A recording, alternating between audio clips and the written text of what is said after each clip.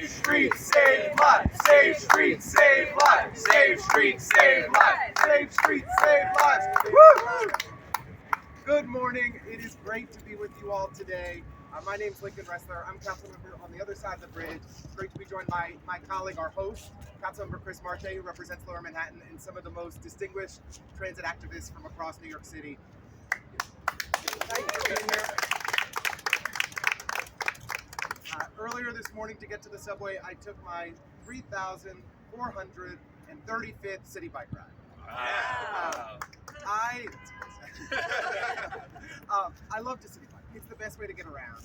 And the importance of making it actually safe to cycle around New York City couldn't be understated. Couldn't be more urgent. But I want to start with a focus on climate. This past weekend was Earth Week, it was Earth Day, and when we look at our greatest sources of emissions, carbon emissions in New York City, transit ranks number 2. Fully 25% of carbon emissions in New York City comes from our transportation. We need to get people out of our trucks, we need to get people out of our single-use cars. The best way to do it is to make cycling safe, is to make cycling easy. And that is what the legislation that we've introduced, that we have a hearing on today, will make happen. Intro 501 will finally bring accountability to illegal parking in New York City. Woo! A recent study found an estimated 6.8 million violations of illegal parking across the city of New York. Yet only 74,000 citations were issued this past year. That means 1% of the time, when there's illegal parking, somebody's held accountable. If you're going to get off scot-free 99% of the time, you're going to keep doing exactly what you're doing and not taking consideration for keeping our communities safe. And it puts us at risk. As somebody who cycles every single day, the scariest part of the day is when you're curving out of the bike lane into traffic, trying to get around safely. And it happens because we have so many vehicles parking illegally. The police are not doing their job. In fact, they're some of the worst perpetrators. What we need to do is empower citizens to actually make our streets safer, so that the person with a stroller, the person in a wheelchair, the person riding their bicycle can get around our bike lanes and on our sidewalks safely. If we pass 501A, we will allow everyday New Yorkers to take photos of people who are parked illegally and ensure there are actual fines and accountability. $175 every time you make our streets unsafe. But it's not just enough to have real enforcement. We also need to build a network of protected bike lanes across New York City. Of the 1,500 miles of bike lanes in New York City, just 1/3 of them are protected. That means 2/3 of the time that you're riding around your bicycle in New York City, if you're in a bike lane, lucky enough to be in a bike lane, you're dealing with traffic all around you. We need real safety, but it is far too slow and bureaucratic for the Department of Transportation to build bike lanes.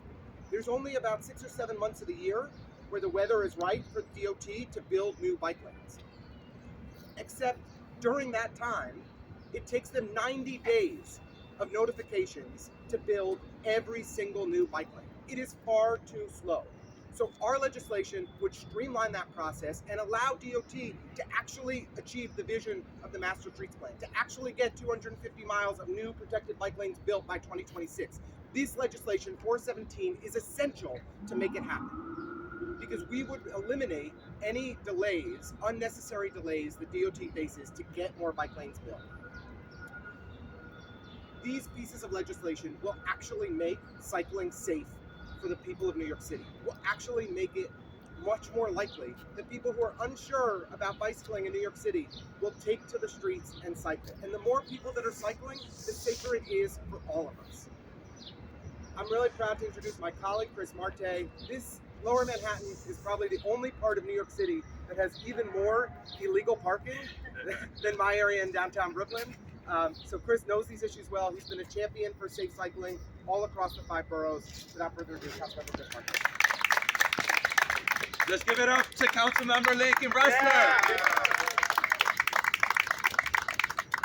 I think he might be the first on the top of the list of using city bike, but maybe I'm a close second. There we go. But I call it the Community Board 1 Challenge. It's impossible to stay on a bike lane in the financial district from the start of it to the end of it because of placard abuse, because of deliveries from Fresh Direct and Amazon that are using our bike lanes as warehouses, and it creates a danger for everyone, not just for the cyclists, but for seniors, for pedestrians, for people with disabilities.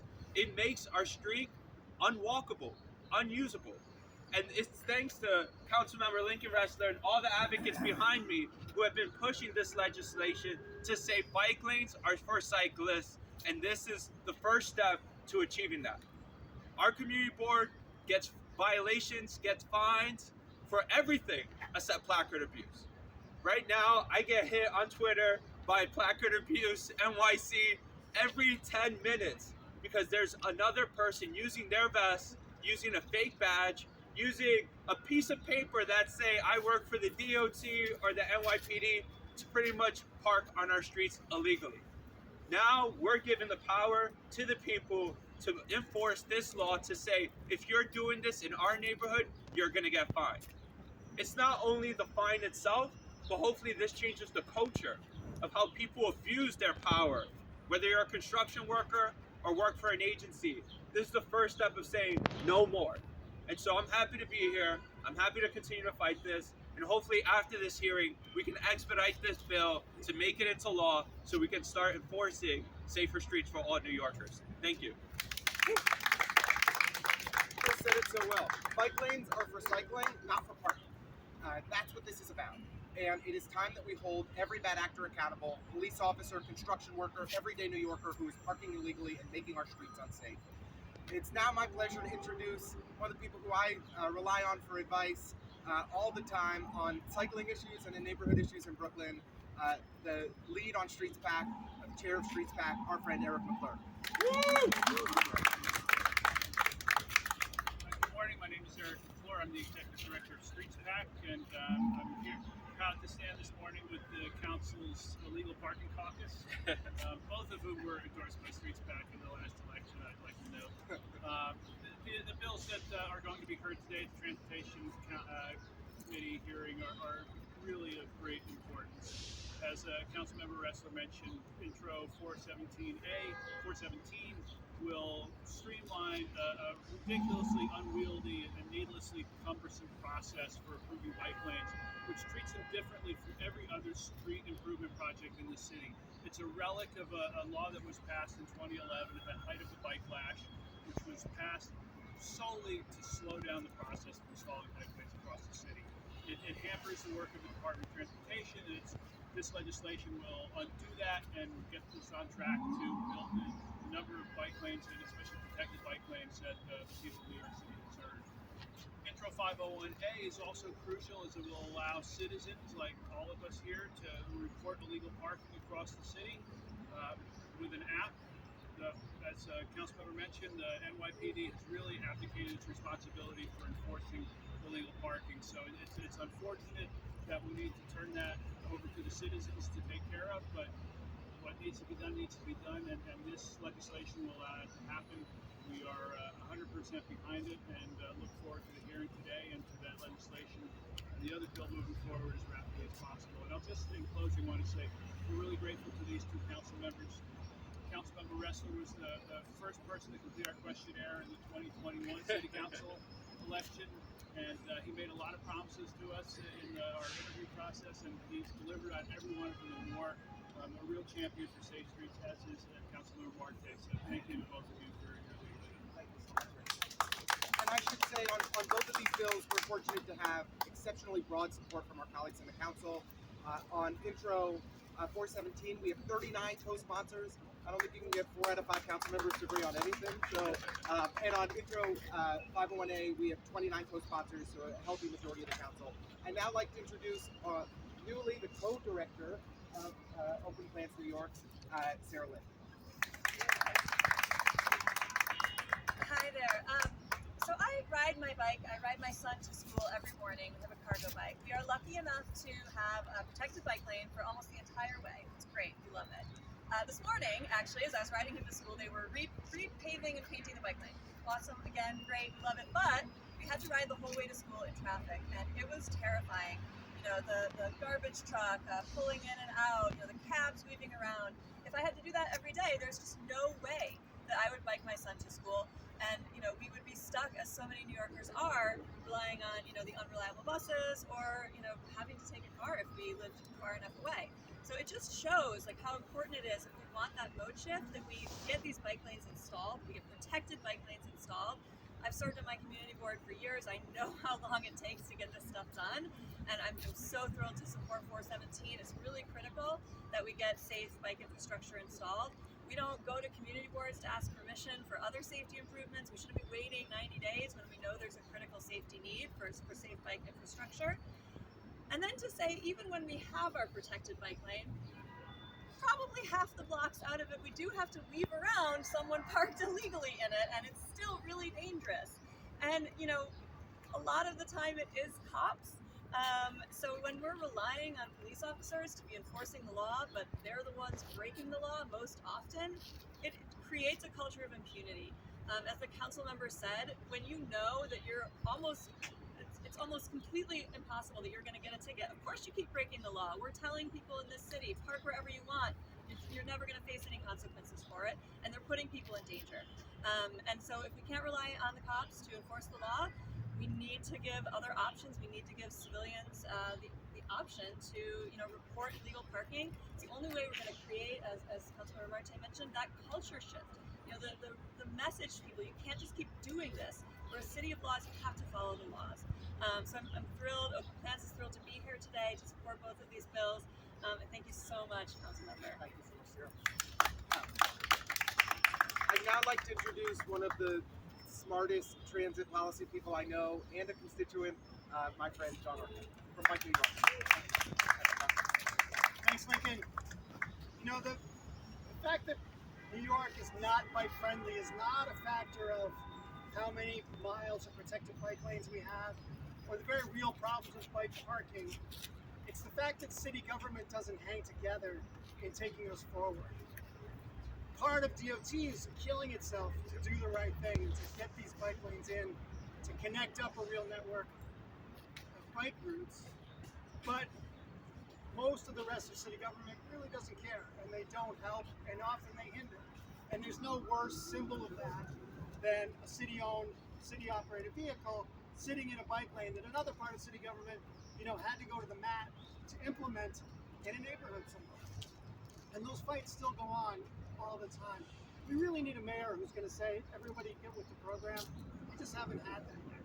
So, as Eric said, in 2011, it wasn't that great on the council side either. That's one of the things that has changed. So we're seeing great legislation going around from the street master plan to requiring detours around construction for bike routes. And now today we're talking about citizen parking enforcement and getting bike lane notification back where all other street projects should be. We're really proud to support the legislation that's being proposed today, that's being put today. We hope the mayor gets with the program. Mayor Adams needs to sign this bill, move forward, and hopefully that's a wake-up call to PD and everybody else in city government. The people want parking rules enforced. They don't want a city where anything goes if you own a vehicle. I also just want to say I'm really proud to be a constituent of the 33rd District. Lincoln's been going really hard on these issues from day one, and it's fantastic. Nothing beats, from our point of view, nothing beats an elected official who rides a bike and knows what that's like for people in the city. Thank you. Thank you so much, John. And part of what makes us successful as electeds in pushing on these issues is having tremendous organizing partners. And none are more dynamic and effective than Transportation Alternatives. I want to shout out Elizabeth Adams, who's here, and introduce the Director of Organizing at TA, Ronald Strebo.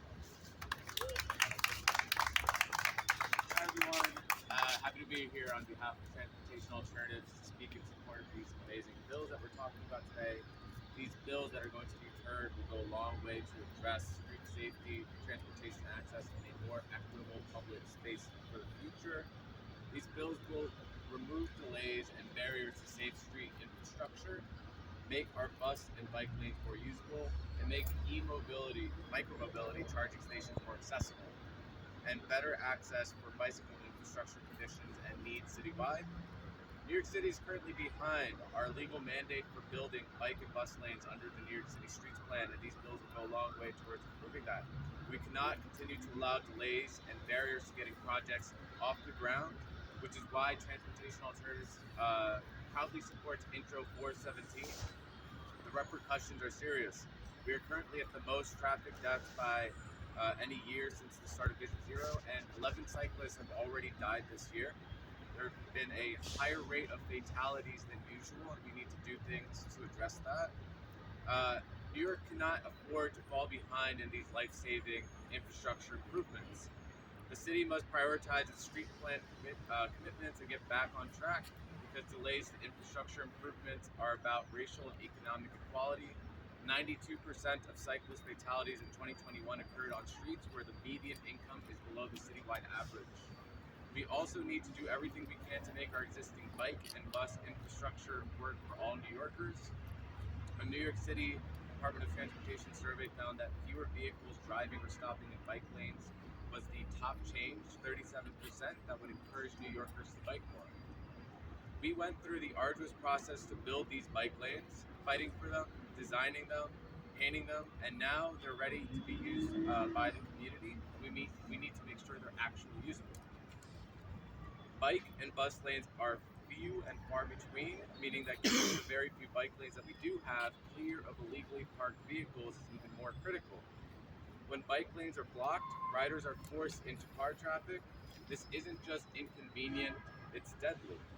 Protected bike lanes protect riders from death and serious injury, but only when they're clear, which is why we also need to pass Intro 501. I want to thank the sponsors for all the bills here heard today, especially Councilmember Restler, who's sponsoring so many of them.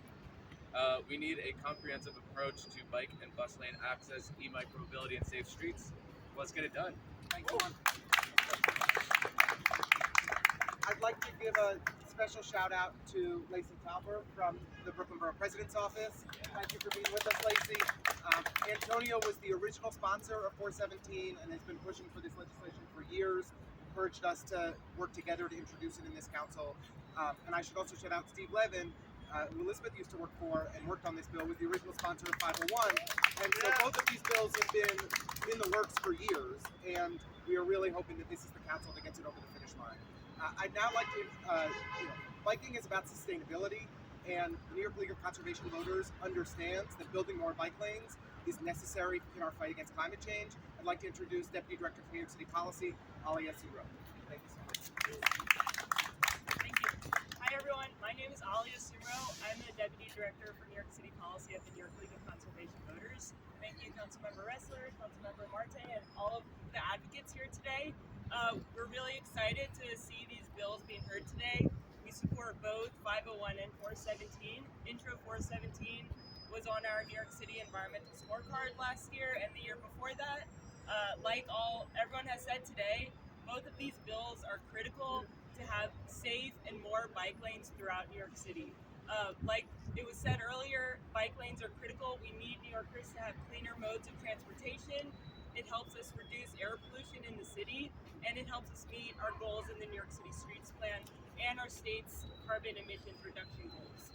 So, we're excited. We're supporting both of these bills. 501 is also critical to have safe bike lanes, especially for bicyclists and for pedestrians. Thank you so much, and we urge City Council to approve both of these bills in a timely manner. Thanks so much. I'd now like to introduce Corey Hannigan, the Active Transportation Program Manager at Tri-State. Thanks so much, Corey. Okay, so like some of my colleagues said, we live in a dense city, and cycling is a great option, right? But it's not the only thing that we do. We walk around, we take trains, we take buses. But if the bike lanes aren't safe, that's not an option for a lot of people. So since the pandemic, we've seen more and more New Yorkers choosing to get around by bike because it's cheaper, it's faster, it's more accessible for some people, it's more climate friendly than other options. But we're also seeing an unprecedented surge in traffic fatalities. Just this year, in the last 4 months, we've seen 11 people on bikes killed in our city. That's 5 times the number killed by this point last year. And we know what works to prevent this, physically separating vehicles from vulnerable road users like cyclists. But despite being proven to save lives, new projected bike lanes are subjected to a 3-month waiting process. This prevents the city from rapidly responding to the surge in fatalities. And on top of that, as we've mentioned, a chronic lack of enforcement means that what eventually does get built is often rendered useless by illegally parked vehicles. But this is safety infrastructure. We need to prioritize it so we can keep New Yorkers moving and alive. Both of these bills will consolidate the review process into a period more appropriate for that kind of proven safety countermeasure and allow citizens to report bike lane and crosswalk obstructions directly to NYC DOT. So I would urge everyone to think about this. Making our streets safer is a no-brainer. So I urge citizens and the mayor to support both of these bills, and let's work together to end the carnage on our streets. Thank you. And our final speaker this morning is Mary Beth Kelly from Families for Safe Streets. Thank you so much. My name is Mary Beth Kelly, and I'm a founding member of Families for Safe Streets. I'll be testifying inside on Intro 417. We have, at the elemental level of city government, the slowest operating system for putting into place safe infrastructure. Just a week ago at CB7, what was being voted on was to have a plan come from DOT for crosstown bike lanes. We had 30 plus people testify the importance of it, taking their children to school, riding to work, trying to navigate in bike lanes that are double parked. And they actually, because of one member of the transportation committee, they watered it down by the end to not asking DOT for a plan, but asking DOT for a study. This is typical. Delay, delay, delay, obfuscate, avoid, and we die. My husband was killed 17 years ago while we were cycling, and it's been 17 years that I have been doing this and going to community board meetings and speaking on behalf of all the members of Families for Safe Streets, because every single one of us has either lost a loved one or has been severely injured. We have over 4,000 life-altering injuries on our streets every day.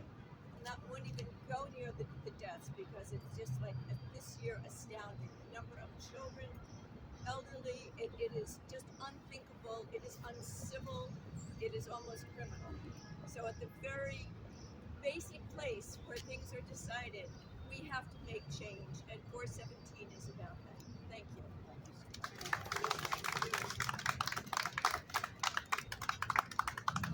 Mary Beth is part of the club that nobody wants to join, and I am so sorry for your loss all these years later.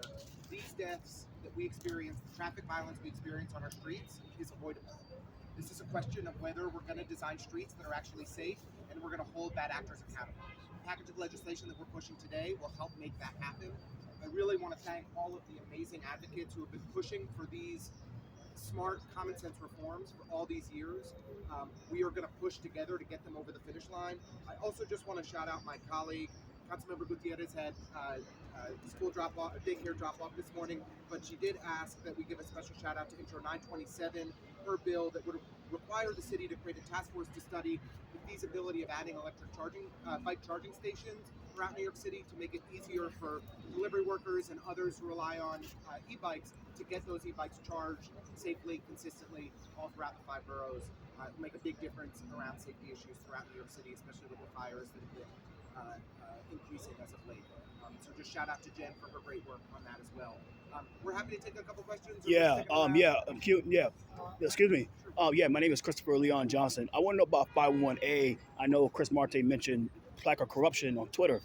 I want to know how will you handle the blowback from the NYPD, because they usually will make anonymous threats, not sexually suggestive phone calls to people that have complaints to them. So how will you respond to that?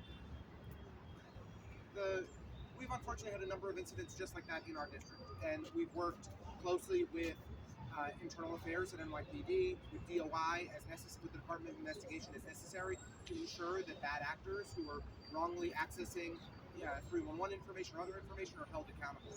But the point of this legislation is that we take this process outside of the NYPD. Yeah. What 501A will empower citizens, share information directly with DOT, and then bad actors are held accountable, fines are directly issued.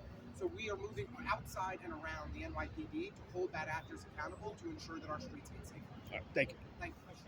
We'll go here and then we'll come back. In relation to the e-bike charging stations, do you think that launching a study like that to install these, is there ever going to be enough of these to mitigate the problem of people bringing them in their apartments and potentially causing hazardous situations? Defer to Councilmember Gutierrez on her legislation, but I think this would help in a meaningful way. And the more e-bike charging stations we have, the less likely we're going to have issues in people's homes. This is an important development that we absolutely need to invest in, make progress in, and it's time for the city to catch up. The city's putting 10,000 car charging spaces for electric cars on our curbs. Let's integrate bikes into that now. Exactly right. That's exactly right. So my question is, my name is Raul Rivera. I'm a TLC driver advocate. I'm also a member of Family of the State Streets. I was almost killed in an accident, a very bad accident in the city. I got a bad back because of it. My question is, and this is not a gotcha question. I don't want you to feel like we're attacking you or anything like that. But it's a question that I really feel that needs to be asked. We can mandate vaccines to save lives, right? Why can't a council member like yourself introduce a bill to mandate helmets to save lives? Nobody speaks about that. I think that's very important. And that's something that Transalt is not mentioning. I know Danny Harris refuses to meet with me. I think that's very important. Another thing that I want to mention is you have been seen on social media on a city bike with no helmet, riding the wrong way. Can you explain that, those actions? Do you acknowledge that? Because unless they Photoshop the picture. No, they didn't Photoshop the picture. That was actually on an open street where two-way cycling is permitted. Okay, so that was on Berry regardless Street. if it's on a sidewalk or street or whatever, No, you it's need on to an have a open- helmet. I respect that. helmet's acceptable. It's not a. It is legal to We're cycle talking without a about helmet. saving lives. But I will tell you, in a sense, You cannot say that helmet. I'm My saying what the husband council was members- wearing a helmet. He died from his That injuries. doesn't. His chances were better though. Everybody No, who they were not. everybody who has a And helmet. children Everybody has a helmet. Their chances are better. As a native New Yorker, we asked Transalt, we asked the city council, draft a bill, make people wear helmets, mandate helmets. There's nothing wrong with that. There's nothing wrong with that. There's nothing wrong with that. thank you. Appreciate it. We'd be happy to chat We further have to about wear it. seatbelts. Thank you. We have to wear helmets. We'll take a question over here. I'm speaking to the council member. Take a question. Quickly, let's fill the tax.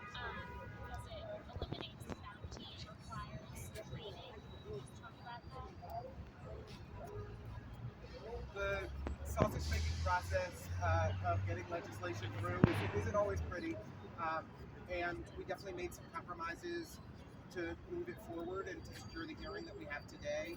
But I think that the compromises that we made make it a strong bill, make it a stronger bill.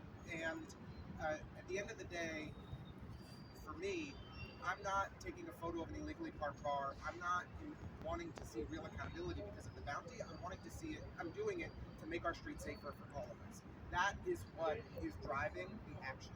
And that is what we need to, that is what's most important here, is to empower the people of the city of New York to hold bad actors accountable, to ensure real accountability so that we can make our streets safer.